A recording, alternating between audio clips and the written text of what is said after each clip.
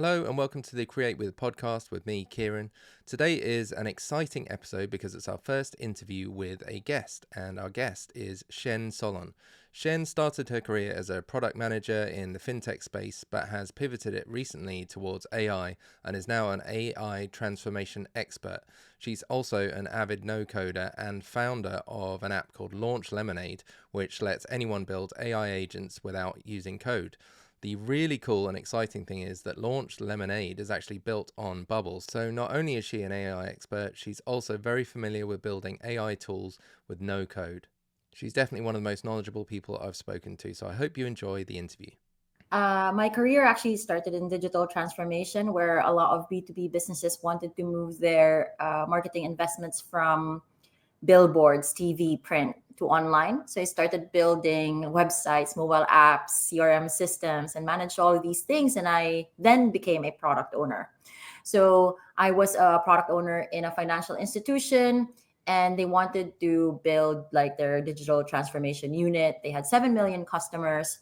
And I led the web app, building the web app, but that included building also their chatbot. And that was in 2018, servicing loads of people. And it took about 200 people agent to train the AI agent. But the minute it got out and released, it increased resolution rate by 20%. I also delivered a lot of projects around dynamic pricing, affordability models, credit models, fraud models. So there was a lot of data-driven projects, but I was never the AI expert. I was just the PM who was eager to like deliver stuff. And that's how, I've worked with a lot of experts and agencies as well to really refine my understanding of how to build experiences and products for customers, specifically within the fintech space. So imagine I also had to learn about behavioral theory, economics, and the user psychology. And that has led me, I guess, to a really interesting spot of having all of these experiences in delivering projects that are data driven and very customer centric. So when the LLMs came out, I was actually CPO of a startup that was in stealth before I launched Launch Lemonade. Really exciting product as well. But when I met my co-founder, before meeting my co-founder, I conducted week hackathons with friends, with my developer friends, and we would sit in a living room. But then one day I met my co-founder and we said, why don't we book ourselves a WeWork room? And we started building Launch Lemonade. Nice. Okay, so just going back a bit to when you were working as a product manager in these startups, what year was this and what state was AI in? And did they explicitly say, look, we want to use AI in these ways? Or were you kind of like just discovering it and saying, oh, hey, look, did you know we can do all this stuff? No solution was positioning themselves as AI then, especially in the B2B space. It was all about the value proposition. And for a while, it became AI, but it's going back to value proposition now. It's always about the impact and the problems that will solve. This was so the first time I was started working with AI was through translating websites. This must have been in I want to say 2016. But then it was in 2018 when I integrated the chatbot and trained the chatbot. That was a kind of like the big machine learning project. And my stakeholders were asking, is it really machine learning? Is it AI? Like you seem to be building this forever, training it, and you literally have to write loads of conditions. Like you have to write the queries, the answers, variations, the guardrails. Like it took forever to properly integrate and build. So yeah, that was 2018. That's I think way before the majority of us like even knew about AI and the possibilities. Did you have any feeling back then of like what it might look like in the next 5 years, or were you just like, this is cool and it's probably always going to be like this? I thought it was definitely cool. Like I was so when I was building it, everything was new. Everything was new. Even like opening up a social media account was new when I was starting in digital transformation, like early 2010s. Everything was new. Building web apps, building mobile apps, everything was new. So you were constantly delivering new things. So it was just that, like, it wasn't because like big data was also becoming a thing then, but it was just like, okay, whatever is new, we'll try it out to see how it could drive revenue. It was just that. It was like, how do we drive revenue? How do we defeat fraud? How do we make better experiences? How do we drive customer satisfaction? Those were the fundamental things, and then you just found solutions to do that.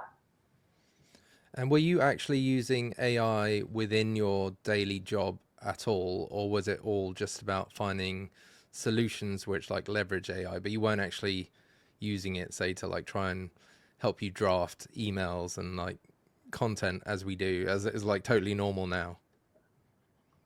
There were no LLMs accessible then to like write emails in 2018 that I will have privy to. It was just designing customer experiences. There were a lot of hyper personalization that happened under the hood that not a lot of people were aware of, like, dynamic pricing or decisioning, your credit amount, for example. These were everyday things that people experienced. Like a more practical example that everyone could probably relate to, or Netflix recommendations, like what are the recommended movies. Like these things exist already. So from an everyday perspective, there was a lot happening that not a lot of people were aware of, even in chatbots. Like, there were kind of customization that was built around how people talked, like keywords that they would add. And depending on what keywords you used or phrases that you use, you could be driven to a specific customer journey or experience, but you didn't know that that was how it was built. And it was, like, it wasn't perfect, and it wasn't smooth, it wasn't seamless. Like, there was loads of definitely frustration from users, and it was far from the intended design. But there were a lot of everyday kind of AI driven experiences that not a lot of people were aware of. Yeah, definitely. I think it was definitely going on behind the scenes for quite a long time, but now it's like everyone knows about it, and it's kind of a completely different thing from what it used to be. What was the point where you thought, I want to like completely pivot my career really from product management into focusing on AI? Was there any like one thing that made it happen, or did it just happen gradually over time? I think I would say it happened gradually over time because of the projects that I was like looking into and looking after. So I worked with a lot of data scientists and data engineers who were very smart. Worked with a lot of, at one point, managing a people of 30 engineers, data scientists, analysts in my team. So I think but you never look at it as, I want to become an AI expert. You wanted to become an expert at building products and building journeys and experiences that converts, that drove revenue, that change people's lives. That was always what you wanted to do well, that's what I always wanted to do as a product manager. I wanted to create experiences. And it made sense to use events and data points to personalize and customize experiences to improve, to improve journeys. That's just, and then when the LLMs came out, it was a natural progression. Like, LLMs were able to, in real time, transform information and provide an output that was just exactly what needed. Like, I started creating user stories in 2022 using ChatGPT. So it was just, it was a natural progression, reflecting back on it. Okay. And then at one point you decided to like go all in, right? And actually build your own like startup, AI no code tool startup. How did that come about? So I was already, I had another, I was a co-founder of another startup. a CPO actually, and kind of like looking after the roadmap for product implementation and AI implementation. And but again, that was the year where I had a lot of the ideas in the backlog. Like I wanted to look at deepfake for at one point. I wanted to build an events platform at one point. So I was curious with a lot of things, and there were a couple of things that solidified. But when I met my co-founder and we had a match, like we basically matched an idea. My idea and his idea were like, oh, we both have this idea. I think that was the moment when you're like, okay, because I don't think as product managers we have this, like we have this philosophy of lean thinking, MVP, validation, blah blah blah. Like we have all of these frameworks instilled in us, and that was the same with the products that I built and explored. You wanna validate an idea and kill it if you know that it has to be killed, or pivot, or if you validate an idea, then you keep optimizing and iterating. So it wasn't a moment where like I'm going all on this. It was more of, I'm going to explore this curiosity, I'm going to build an MVP, I'm going to see if people will pay for it, and then optimize based on the data that we were collecting. Nice. Okay. And is your co-founder technical, like a coder? um he This is funny because he is a technical co-founder, but his handle is I do not write code. So he's also a Okay. believer of no code. So like we both can look at code, but we don't code. He does code, to be fair. Like he does code, he knows how to code, but the philosophy is build cost effectively, ship fast, and then optimize. Okay. This resonates very strongly with everything I do. My handle is no code life after all. Yeah. So is your so Launch Lemonade? Do you want to first just say a bit about what it does? Launch Lemonade is the Canva for AI agent building. So anyone without having technical knowledge can build their own AI application, whether that's an assistant, an agent, a chatbot, an embedded chatbot, or a voice AI. You can simply tap buttons, type in natural language what you want, and then select what workflows you want to integrate, what integrations you want to add on top of your AI solution, and you can white label it, you can sell it, you can use it to increase your team's efficiency. Yeah. Awesome. Yeah, I can totally see the need for that because yeah, there's so many people who are trying to go beyond just using ChatGPT in the usual interface to actually build wrappers and applications or internal tools. But once you start trying to do that, it actually gets quite complicated, especially if you don't know how to interact with APIs and stuff like that. So um, for the people who maybe like me who aren't totally sure what an AI agent is, please could you explain like I'm 5 years old? Yeah. So there are many versions of what an AI agent is. Like our initial view of what an AI agent is multiple AIs would collaborate together and work together to provide an output. So at Launch Lemonade, we've designed a feature called Flow, where you can connect like a GPT to a Claude, to an NVIDIA Nematron, to a AWS Nova Pro. You could connect them to each other and get them to work together. We're like, oh, that's interesting. So we've had this for more than 6 months now. I was like, that could be like, this. And then we on Launch Lemonade, we have core memory, we have knowledge base, and we have workflow. So that meant that an AI that you built would always draw from a core memory. So it will always think and produce based on its memory function. And we've had that for more than 6 months. You could also custom how the AI, uh, each individual AI or Lemonade would, what type of output it provide based on the knowledge that you either download or you scrape. So you've got a scraping tool. And you can also toggle on search. So not only will it draw information from the knowledge, from the memory, but as well as the live search results, like on websites. So we think that, to be for an agent to be autonomous, it needs these functions to remember, to be able to collaborate, to be able to make its own decisions, and to retrieve information from the different data that you provided, whether that's a database or other source of information like online.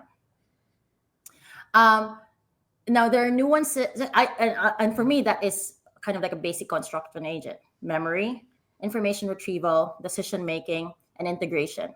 So if an agent has these abilities or elements, then I think that that is considered an agent. Now there are nuances to other types of agents that are being built out there as well, like um, collaboration. So if you add a collaboration element to that I was talking about earlier, where it could work and communicate and negotiate with other agents, then that is also agentic. Like that is an autonomous capability. And then you've got human in the loop as well.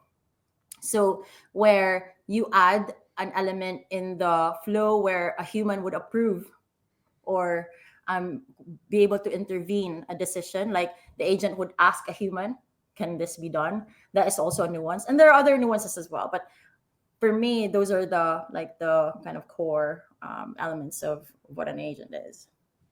Okay, that's kind of what I thought, but I'm glad that you've confirmed it. So I've never used an agent as far as I know.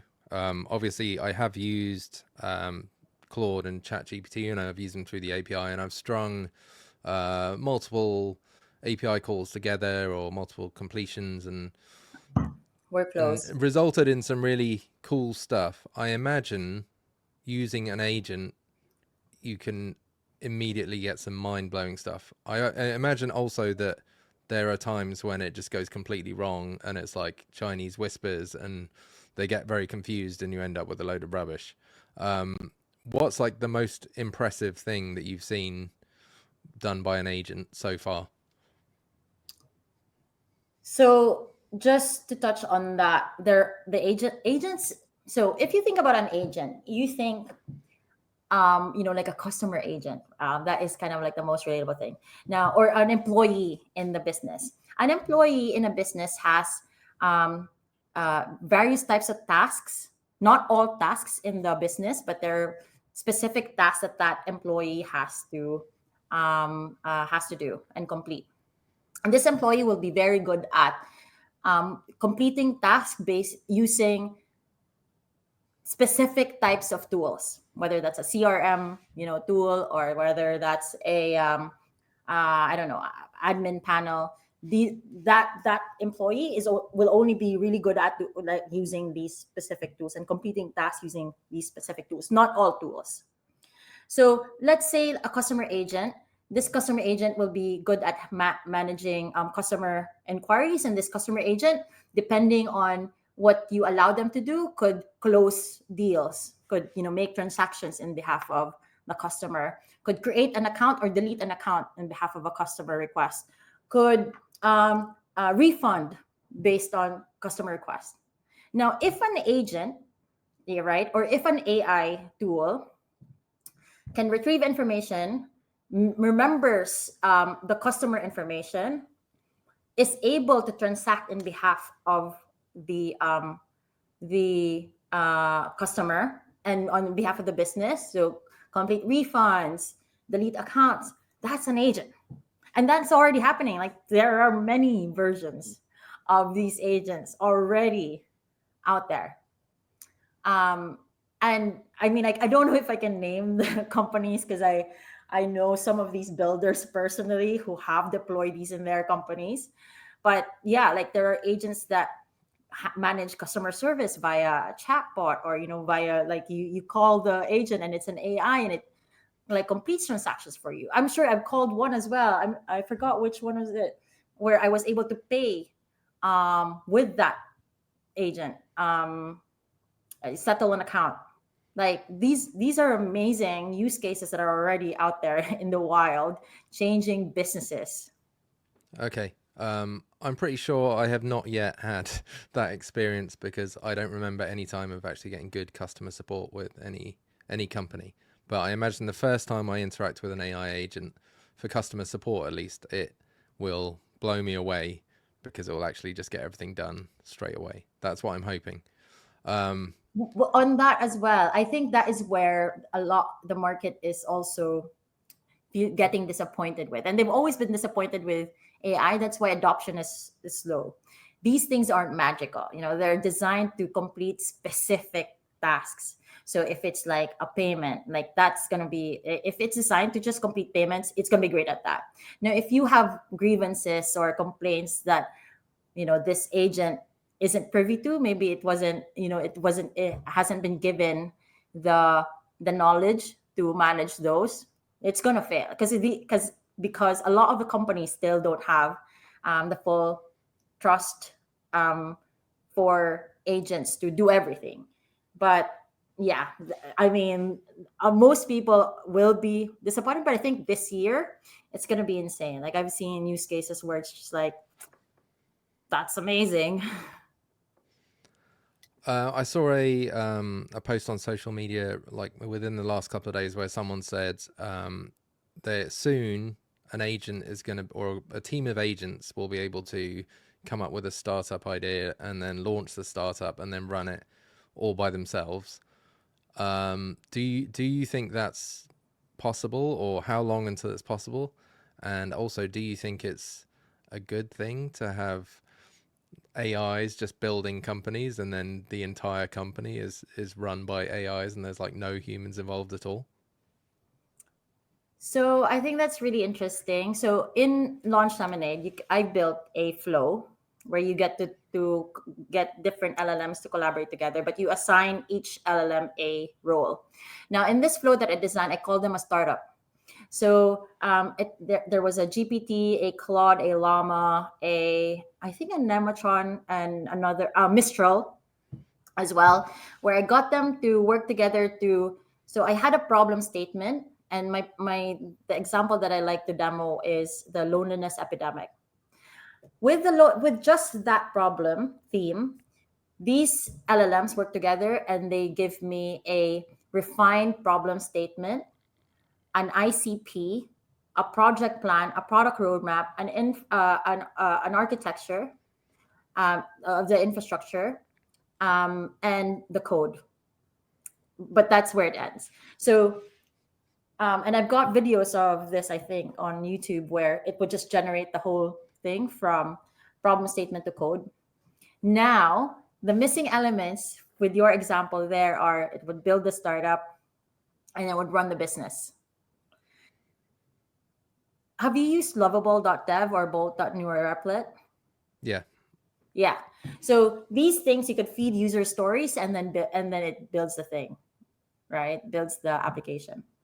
Now, I can imagine that there will be a world where these things are going to combine and, like that code that was deployed by Mistral in my flow, if it got better, would be deployed to a platform that could host the application. And so the only thing missing then is how will these things run a business, right? So imagine if there was an agent designed to call Upwork, right, or something, or publish a LinkedIn company page, which I haven't seen yet, but I think that's a great idea. So publish a LinkedIn page, add customers, start marketing on TikTok with AI generated posts, and then and drive, like, if they have Stripe integrated in that platform that it's built. Yeah, like that's I'm sure, I feel like it's possible, and I think, I think it's not going to be long enough that's possible. How successful these, like, we don't know with any startup. The problem is always finding customers and scaling, right? So will they be able to build? I think, yeah, like, there's very sometimes I feel like there's very little human intervention needed in building nowadays. Like I built an app in 3 days. fully functioning like web app in 3 days. So yeah, but it's again the running the business is a big question mark. I'm not sure. Yeah, I mean, I feel like obviously they could do the customer support, um, marketing. Yeah, like the two projects I'm currently working on, the two things I'm building. One of them is a automated TikTok video creator which uploads videos on your topic every day. So I know that's possible. And the other one is a LinkedIn like post generator and scheduler. So I There know you that's yeah.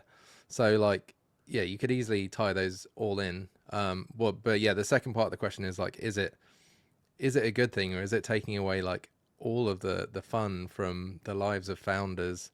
And we're just going to be sitting there, and you're going to be like, yeah, I'm making a passive income from a startup that I just generated from a one line prompt, and I don't need to do anything, and all the fun is gone from my life. with the, I guess it's not going to be fun for that founder.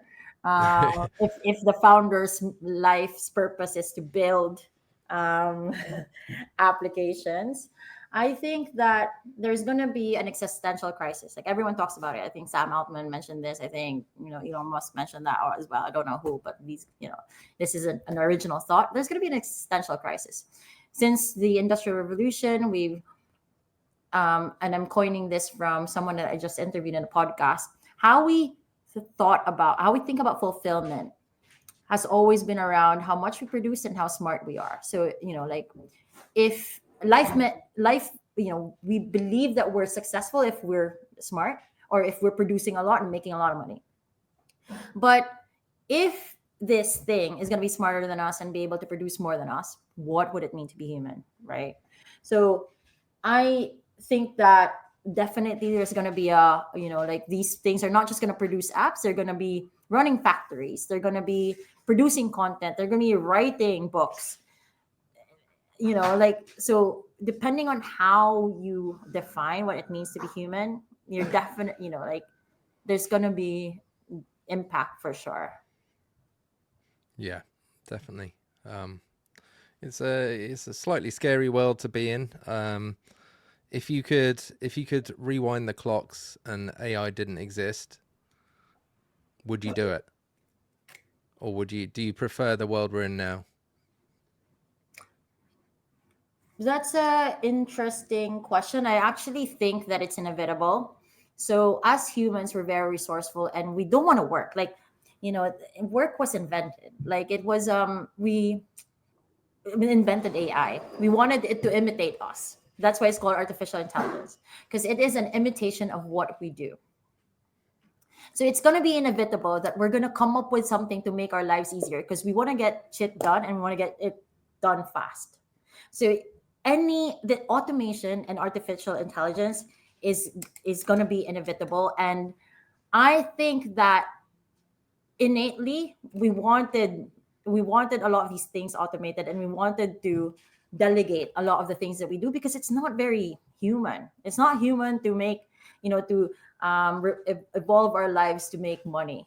It's more, if you think about human, it's creativity, it's connection, it's building relationships, and it's kind of like having that sense of meaning or purpose. Like these abstract things actually are kind of like more human, and from my perspective.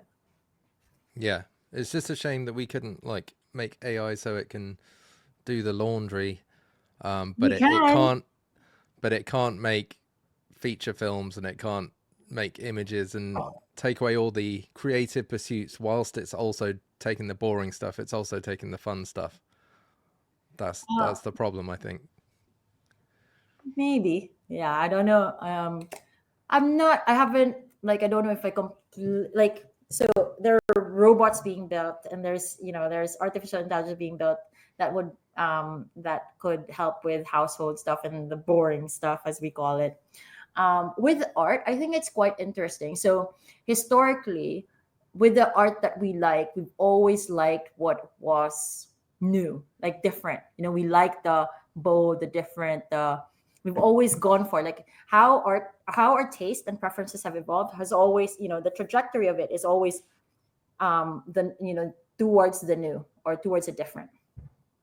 Now, in a world where And preferences is a very human thing. Like, like taste is a very human thing. Now, in the world of art, and what we consume, and let's say AI is going to get really good at generating what we've always generated.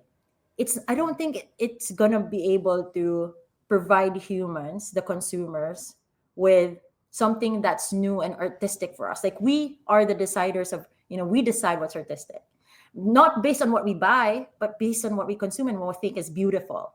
So those are two different things. I think that where the world's getting mixed up is good something that makes money, or is good something that we just really like, right? And those can be different things. They can be the same, but they can be different things. And if in the world where AI can make money for us and AI can produce more than us and be more intelligent than us, we can have now more authority on what we like, because money won't be contingent, money won't be a factor. So because we have control on what we like, and historically speaking, we always wanted something new, I think that that's where kind of like our creativity will, rise and grow, because, in theory, AI is able to generate a new thing that humans will like, because we like different. We don't, we like new. I don't know. That's my hypothesis. That's my theory. I'm sticking with it. Yeah, no, I like that. It's yes, a positive way of looking at things, and yeah, certainly I don't think there's enough information out there to know exactly what's going to happen. It's all a bit of a guessing game at the moment, but yeah, I like your way of looking at things.